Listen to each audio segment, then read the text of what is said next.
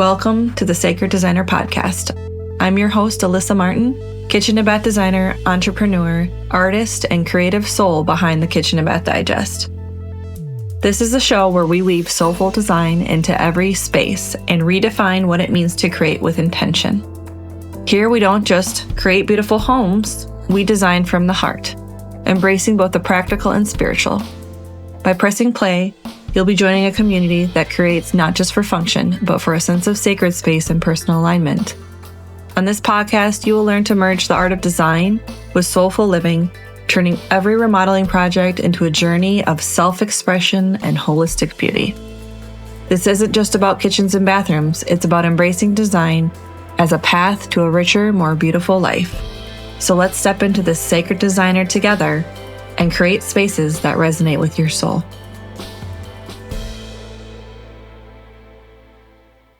Welcome to the Sacred Designer Podcast. If you're new here, we're going to talk about the intersection of home and soul and how the spaces we create live that are never just aesthetic or functional, but they're about energy, intention, and transformation. I sit down with designers, organizers, healers, and space holders who understand our homes are mirrors.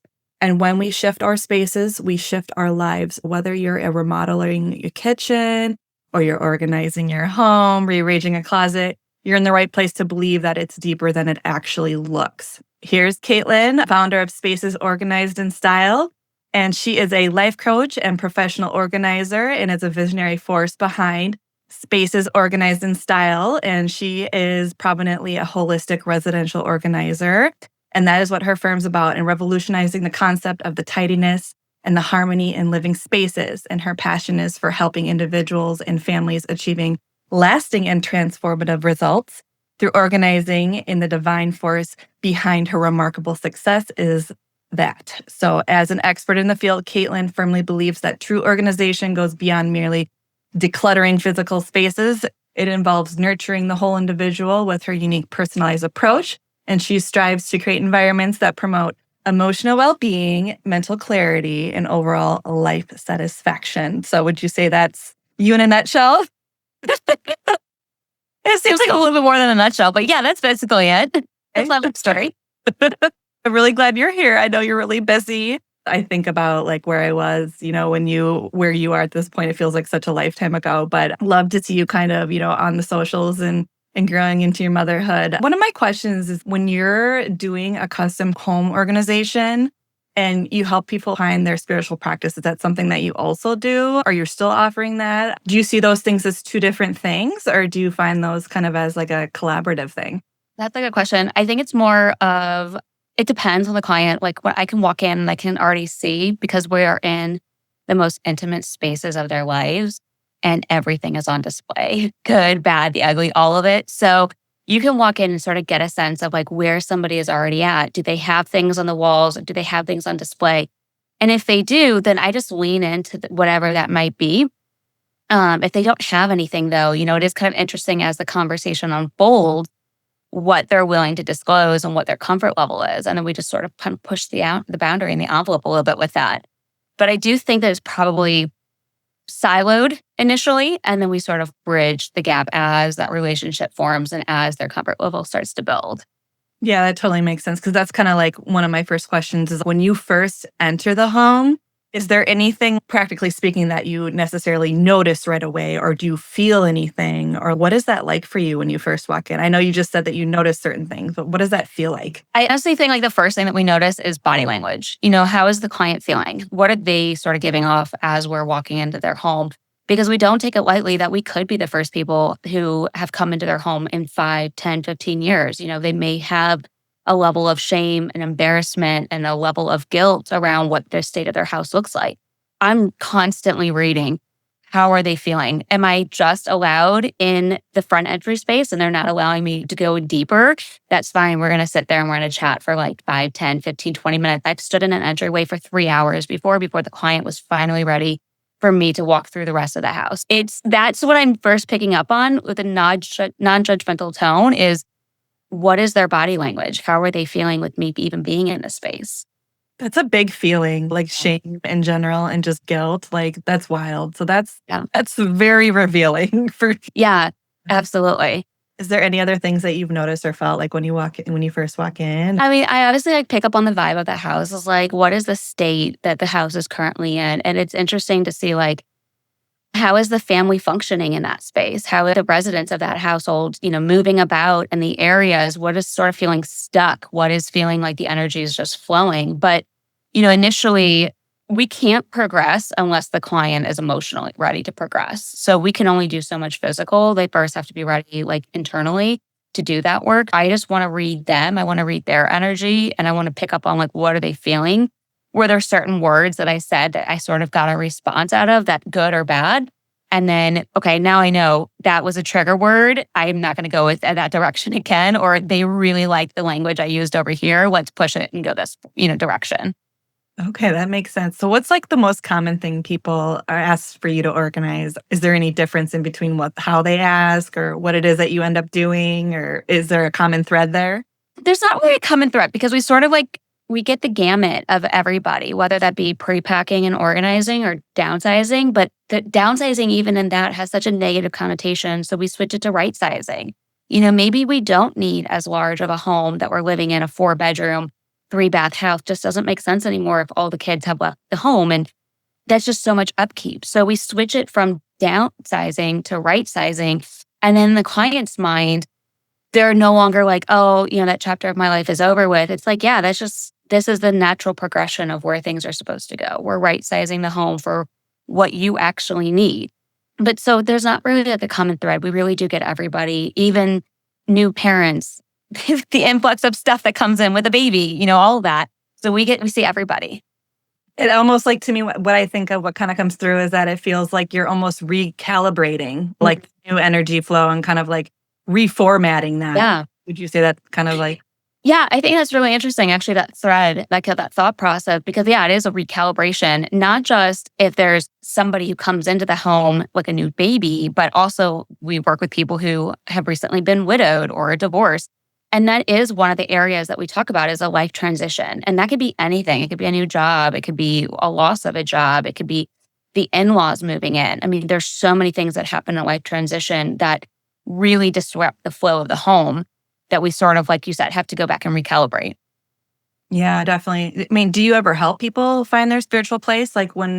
What does that spiritual practice mean to you? And like, how do you handle that? It's interesting because it kind of depends on like where the client is already coming from. If they already have something in place or they are already somewhat familiar with some of the practices, we sort of want to expand upon it a little bit. But if somebody never has done anything, then we're going to start with like, what is our why? Why are we here? What is the end goal? And that's like broad in general, but that's just sort of like the entryway into it. And then we're going to say, okay, now let's maybe sprinkle in some meditation. Did you like that? Are you not somebody who can meditate?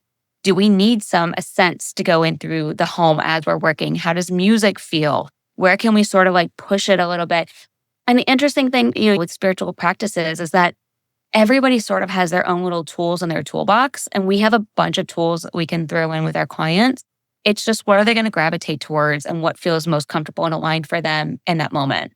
I'm going to kind of take a shift here. So like when you are organizing, do you feel like you're kind of letting someone release something? Because when I think of organizing, I feel like the first thing I think of is there's probably a lot of things that people are holding on to that they just need to let go. Yeah. And so like what happens in those moments? Do you have to hold space for them? Or like it sounds like that's probably one of the most difficult things. No, it really is. And honestly, like if somebody's not ready, they're not ready. And that's where there's a little bit of friction in the work that we do is because you do have to hold space. And maybe it is that they're holding on to something in the past, but they're just not emotionally ready yet. And we can do the work around that. But at the end of the day, if there's still some emotional hold up there, we can only push the boundary so far in the envelope. At the end of the day, they have to be ready to do the releasing. If we push it and they're not, we're just recreating trauma again. And we don't want to go back and, open up those old wounds. They have to be fully healed. But when they are ready, yeah, it's sort of like this weight is lifted off. And that's something that they are constantly saying is that this personification of the stuff that they just feel is like a weight on their shoulders or a weight has been lifted or they feel lighter. They are using these words that personify what the external environment is around them and how they feel about it. Okay. Yeah. No, that makes a lot of sense. And like more or less like which is a beautiful thing because you're holding this sacred space. And maybe that's something that don't necessarily realize or they recognize initially, the fact that you can be there for them. And quite honestly, that's a gift because you're reading their energy, you're reading the space, and you're helping them just release really what no longer serves them.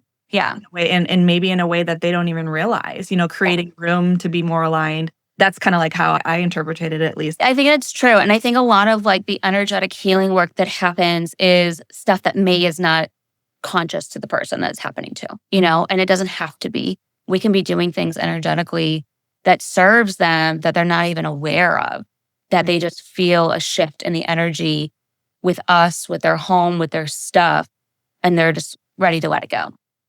Have you ever thought about your work in that way, that it was just in the way that it pairs? Like, have you always kind of had philosophy? No. I didn't have it initially, but it happened pretty quick in the business. Wow. I mean, yeah, it was only a couple months into starting the business and then being in my own spiritual practice and seeing things happen and change in my own home and my life that for me, it was just a no-brainer. Like if I was going through this and I was having these revelations and enjoying the tools so much, there had to be other people out there who needed this as well.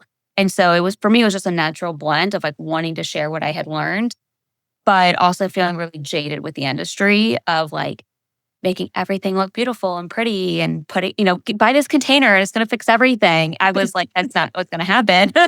We need to unpack a little bit about what's happening inside first and make sure that you're good inside because our external spaces are just, like you said, they're a mirror of what's happening. So I totally agree that you have to unpack because like for example, when I'm designing a kitchen, there's usually two people involved, usually. And there's a lot to unpack there because sometimes one cooks or sometimes two cook. And then they're like, but no, like I need this. And that makes me feel loved and heard this way if I get that. And so there's just a lot to unpack. And quite honestly, like I, as of recently, just realized that there was a lot involved energetically, the way things are placed and things like that as well. Was there ever a day that you felt like that was ever separate or has it always been integrated for you? No, there was definitely moments early in the business where it was completely separate. And, and even still, there's such a stigma around this new age spiritual woo-woo stuff that it's just not going to fly with some of the people that I work with. That's We're true. not going to go there. That doesn't mean that I still can't move the needle energetically for them and know that when I leave the house, things have happened that they're not even aware of. And I recently had a conversation with somebody about feng shui and they're like, oh, I don't believe in feng shui. Feng shui is not a thing. In the exact same conversation, they told me how they don't like the position of a bed up against the door because it doesn't feel right. And I'm like, okay, well, you're saying the things, but all right, we're not going to call it feng shui. We'll just call it, that's not the proper place to place a bed in the bedroom. Like we don't have to, I might come out and say something, but the client doesn't always have to be made fully aware of it. But yeah, no, there was a definite distinction between both practices in the early days of what we do. Right. No, for sure. I mean, there's a reason why feng shui has been around for several centuries, Yeah.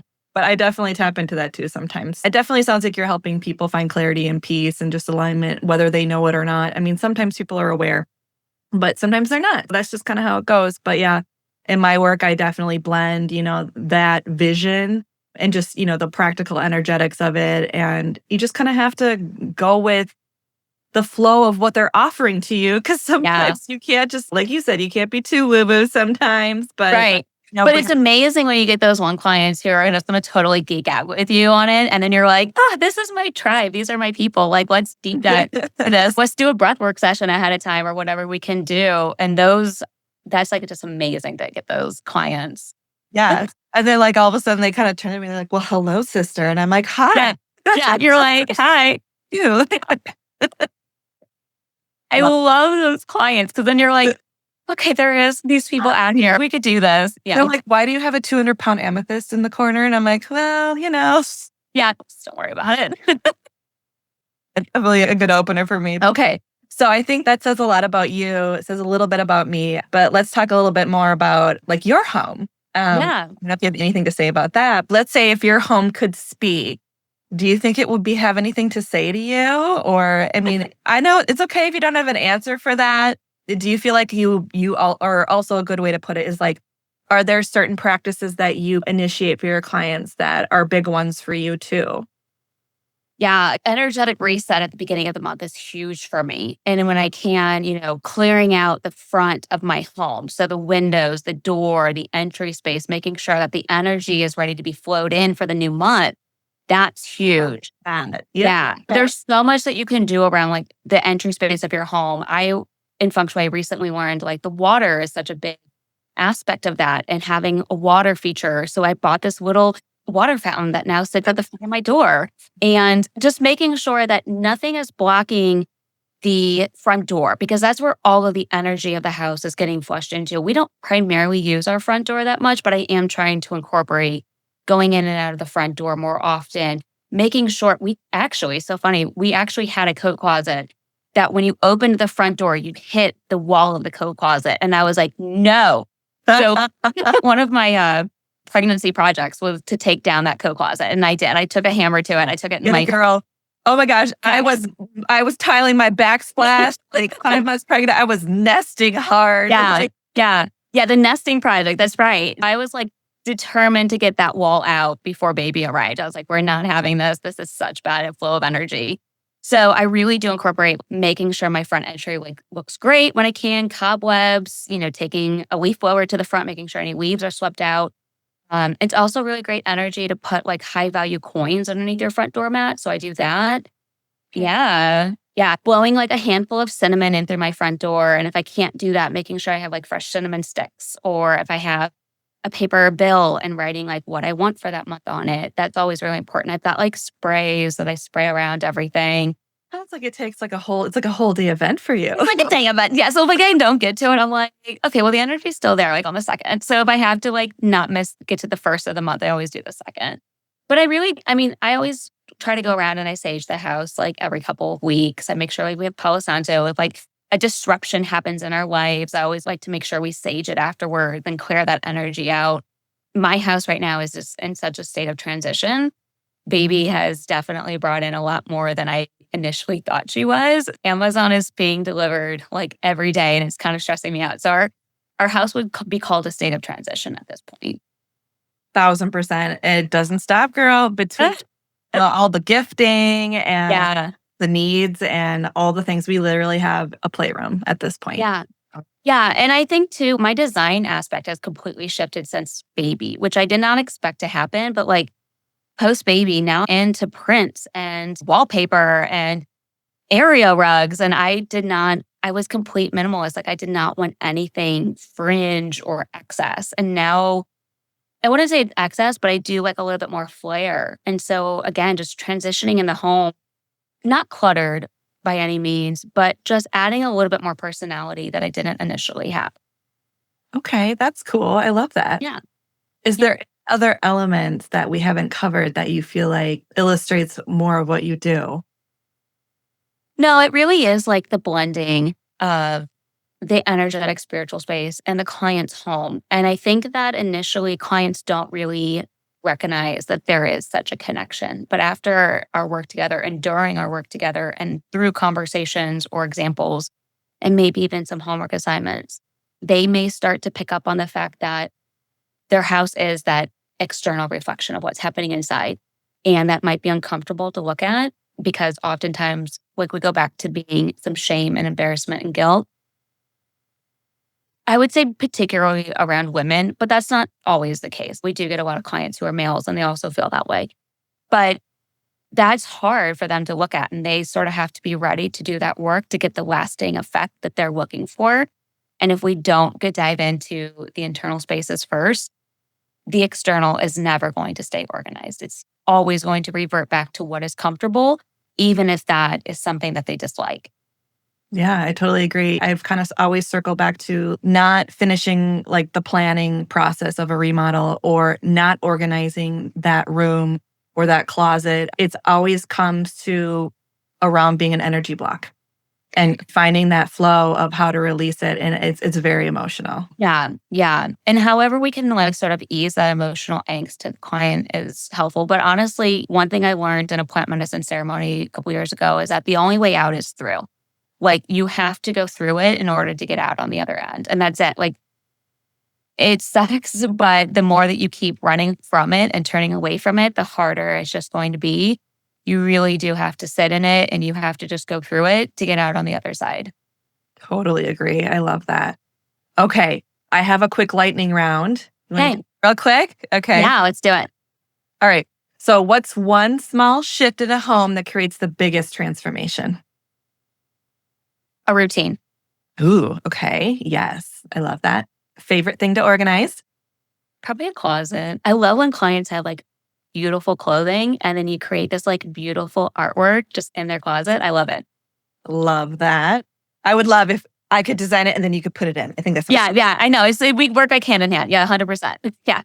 okay. If you could organize one thing in the world right now, what would it be? I suppose other than a closet, because that's your.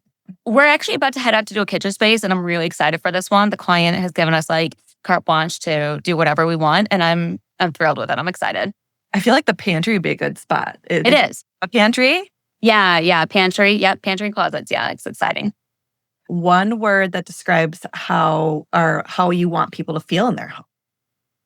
Loved. Oh, that's a lovely one. Okay. Beautiful. All right. Anything else you feel like you might want to say? No, just, sit with it a little bit. If it feels uncomfortable, it's probably something that you need to look at a little bit. It's the uncomfortability ness of life where we just need to grow. Yeah, absolutely. I totally agree. Well, I really appreciate the spiritual layer that you're incorporating, and I love everything that you had to say. Thank you. If people are interested in getting something organized, where would they find you?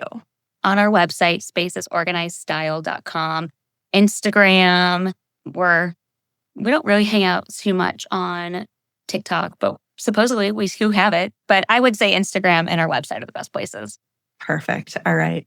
Well, that's everything, but I appreciate your time. I appreciate you. Thank you.